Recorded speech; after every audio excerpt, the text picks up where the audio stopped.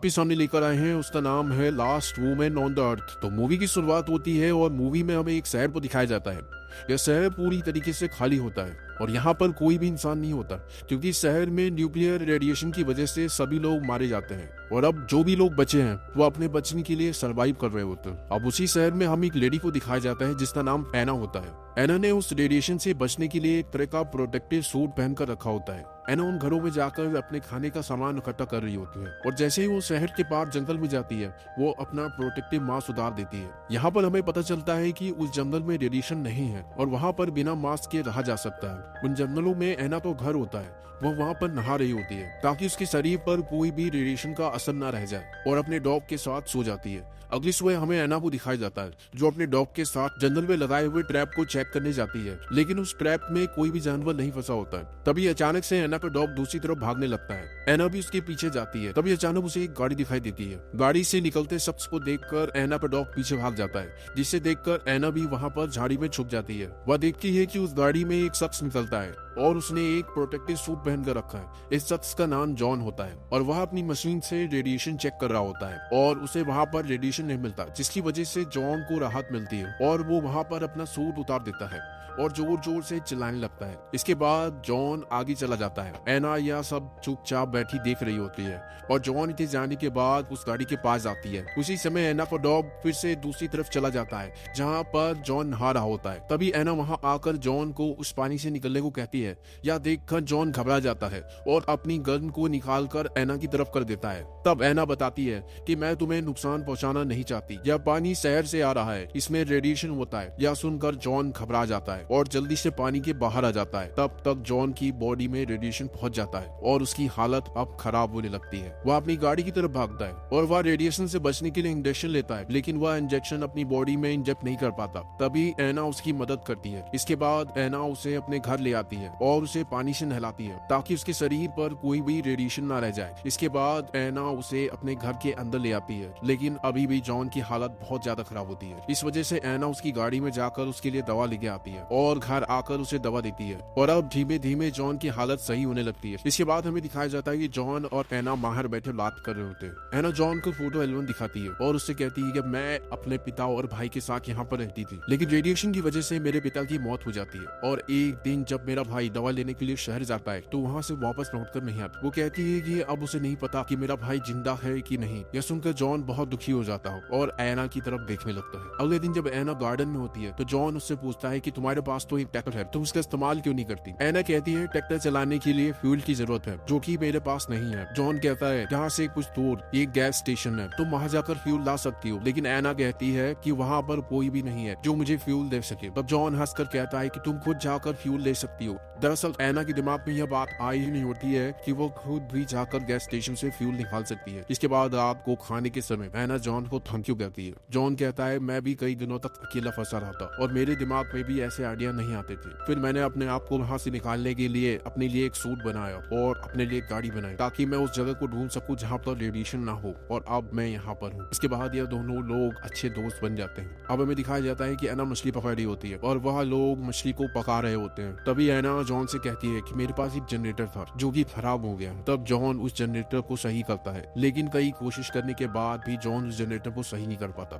इसके बाद ये लोग जंगल की तरफ आते हैं जहाँ पर वाटरफॉल होता है। जॉन को वहाँ पर एक आइडिया आता है। वो एना से कहता है हमें एक बहुत बड़ा व्हील बनाना होगा जिसे हम इस वाटरफॉल के नीचे लगा देंगे, जिससे कि इलेक्ट्रिसिटी पैदा होगी और जनरेटर भी ऑन हो जाएगा। एना को उसका आइडिया बहुत पसंद आता है, लेकिन इस व्हील को बनाने के लिए उन्हें बहुत सारी लकड़ियों की जरूरत होती है। इसके लिए जॉन चर्च की लकड़ियों को इस्तेमाल करने के लिए कहता है, लेकिन एना उसे मना कर देती है क्योंकि एना जब पूरी तरीके से अकेली थी तो यह चर्च ही एक अकेला उसका सहारा था। इसके बाद जॉन उसकी बात मान लेता है। अब जॉन को दिखाया जाता है जो एक मार्केट में जाता है जहाँ पर उसे शराब की बोतलें मिलती है। जॉन उन शराब की बोतलों को घर ले आता है और रात को जॉन और एना दोनों मिलकर शराब पीते हैं। इसी बीच एना बहुत ज्यादा शराब पी लेते हैं। उसे पता नहीं होता कि वो क्या कर रही होती है और वो जॉन से कहती है कि मैं तुमसे शादी करना चाहती हूँ, लेकिन जॉन उसे मना कर देता है। अगले दिन हमें दिखाया जाता है कि एना जंगल की तरफ अपने डॉग के साथ जा रही होती है। उसका डॉग दूसरी तरफ भागने लगता है। एना भी उसके पीछे जाने लगती है। तभी एना को वहाँ पर एक आदमी मिलता है जिसका नाम कैलिव होता है। वह बीमार लग रहा होता है। वह एना से कहता है कि मुझे पीने का पानी चाहिए,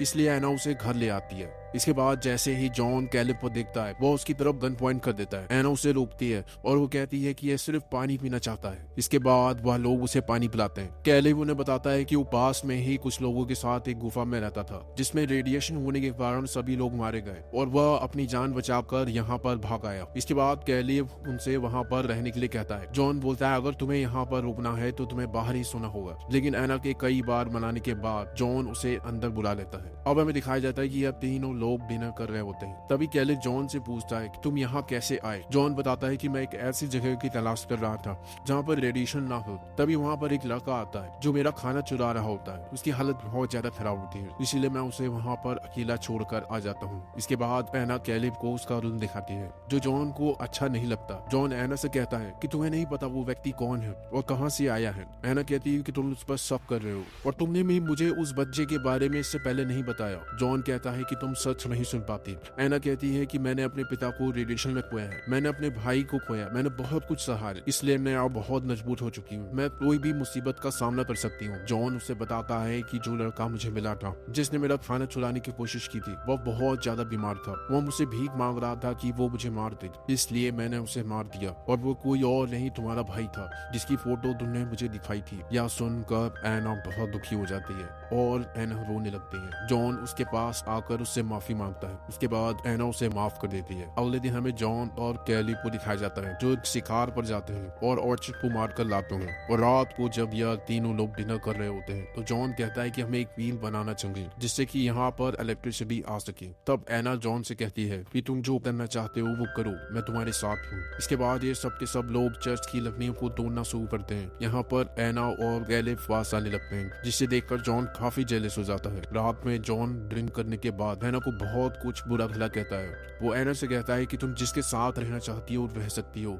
ये तुम्हारी लाइफ है। यह सुनकर एना को बहुत बुरा लगता है और वो वहाँ से चली जाती है। अगले दिन हमें दिखाया जाता है काफी मेहनत करने के बाद यह लोग व्हील को तैयार कर लेते हैं और अब ये सभी लोग रात में ड्रिंक कर रहे होते हैं क्योंकि यह लोग बहुत खुश होते हैं। उसके बाद यह लोग तालाब में जाते हैं जहाँ पर एक गेम खेलते हैं और कैलिब एक बोतल को पानी में फेंक देता है और कहता है इस बोतल को जो पहले लेकर आएगा वो जीत जाएगा। जॉन सबसे पहले जाता है लेकिन वह बोतल को ढूंढ नहीं पाता। इसके बाद एना जाती है। एना कहती है कि मुझे बोतल मिली थी लेकिन वह मेरे हाथ से छूट गई। कैलिब को विश्वास नहीं होता और वो कहता है कि मैं तुम्हारे साथ आऊंगा। यह देखकर जॉन और भी गुस्सा हो जाता है और जब यह लोग तालाब के बाहर आते हैं तब जॉन एना से कहता है कि मैं तुमसे बहुत ज्यादा प्यार करता हूँ। मैं पहले तुम्हारी बातों को ध्यान नहीं दे पाया लेकिन अब मुझे तुमसे प्यार है। अब एना और जॉन एक कमरे में आ जाते हैं और फिजिकली क्लोज आना चाहते हैं लेकिन जॉन ने इतनी ड्रिंक पी रखी होती है कि वो सो जाता है। एना उसे उठाने के लिए बार बार कोशिश करती है लेकिन जॉन नहीं उठता। इसके बाद एना कैलिब के कमरे में चली जाती है। इसके बाद एना और कैलिब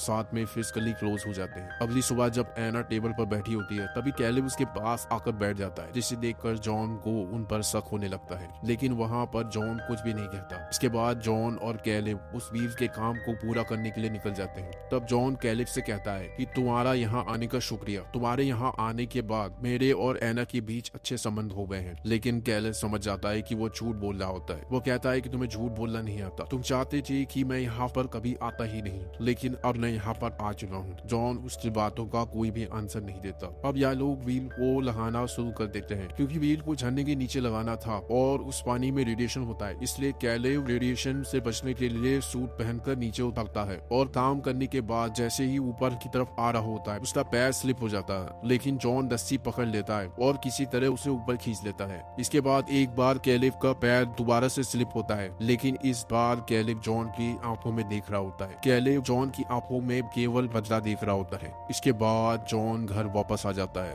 और वहाँ पर एना भी होती है। एना जॉन से माफी मांगती है और वो कहती है कि कल रात उसने बहुत ज्यादा शराब पी रखी थी जिस वजह से उससे एक गलती हो गई। वो कैलिब से प्यार नहीं करती। जॉन कहता है कोई बात नहीं क्योंकि कैलिब मेरा सूट लेकर कहीं चला गया है। लेकिन एना को यहाँ पर जॉन पर शक हो जाता है। वह यह पता लगाने के लिए बाहर जाती है लेकिन कैलिब उसे कहीं पर भी नहीं दिखता। वह समझ जाती है कि जॉन ने कैलिब को मार दिया है। फिर हमें दिखाया जाता है कि जो व्हील इन्होंने बनाया होता है तो काम करने लगता है। इनके घर पर इलेक्ट्रिसिटी भी आ जाती है लेकिन एना अब बिल्कुल बदल चुकी है। वह उदास रहने लगे। वो देखती है कि जॉन ने चर्च का पियानो वहाँ पर रख दिया है तो पियानो को बजाना शुरू कर देती है। तभी वहाँ पर जॉन आ जाता है वो जॉन को देखती है। उसकी आंखों में अब साफ साफ पता चल रहा था कि वह अब सारा सच जान चुकी है। उसके दिल में जॉन के लिए प्यार खत्म हो चुका था, क्योंकि प्यार तो केवल दिल से होता है और जॉन ने उस प्यार को खो दिया था जो एना उससे करती थी। और यहाँ पर मूवी समाप्त होती है।